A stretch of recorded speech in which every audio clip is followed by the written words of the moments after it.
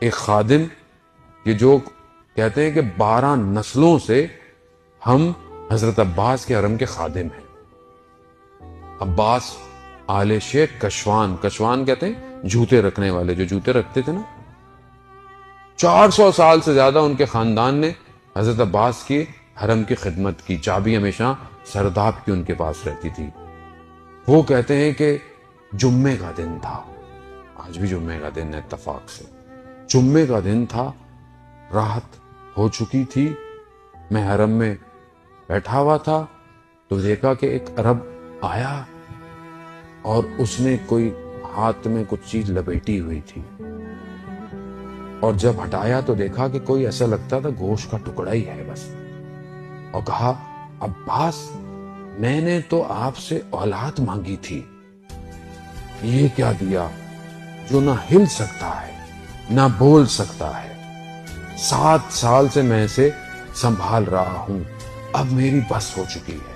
یہ کہہ کر اس نے اس بچے کو جو کہ گوشت کا ٹکڑا ہی تھا زری کی طرف پھینکا اور فوراً باہر نکل گیا. اور زری سے وہ بچہ جب ٹکرایا تو کہتے ہیں اتنی آواز آئی کہ باہر ایوانوں تک آواز آئی. دوڑتا وہ شخص کہتا ہے کہ میں گیا کہ کہیں بچے کو لگ نہ گئی ہو. میں نے کہا عجیب شخص ہے، اس طرح اولاد کو اپنی پھینک کر چلا گیا. میں نے بچے کو اٹھایا، اپنے آغوش میں اٹھایا، اپنی آبا کبا کے اندر اس کو لیا، اس کو بٹھایا. کہتا ہے 12:30 بجے یہ واقعہ ہوا. 1 بجے بچے کو میں نے دیکھا کہ اس کی آنکھوں میں آنسو آنا شروع ہو گئے. پھر میں نے دیکھا اس کے ہاتھوں میں حرکت شروع ہو گئی. مجھے وہم سا ہوا، لیکن میں نے دیکھا تھوڑی دیر میں اس کے پاؤں میں بھی حرکت شروع ہو گئی ہے. میں نے باقی خداموں کو بلایا تو انہوں نے بھی دیکھا کہ ہاں صحیح ہوا. تھوڑی دیر میں بچہ اپنے پاؤں پہ کھڑا ہو گیا. صلی اللہ علیہ وسلم.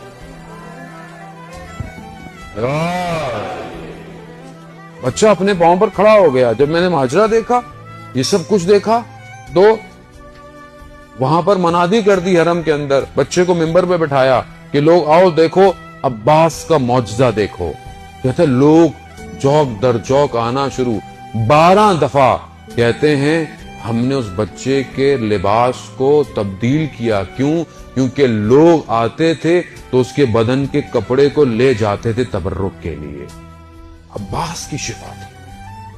کہتے پھر ہم نے اس کو ایک سواری میں بٹھا کر کربلا کے شہر میں منادی کی، کہا کہ یہ عباس نے اسے شفا دی ہے. کہتے ہم نے اس بچے سے پوچھا کہ تمہیں جب زری پر تمہارے باپ نے پھینکا تھا تو تمہیں چوٹ نہیں لگی؟ کہتا ہے جیسے ہی میرے باپ نے مجھے زری کی طرف پھینکا تھا تو زری سے 2 ہاتھ نکلے، انہوں نے مجھے آغوش میں لیا اور میرے پاؤں سے میرے ہاتھ اور پھر میرے سر تک پھیر کر چلے گئے.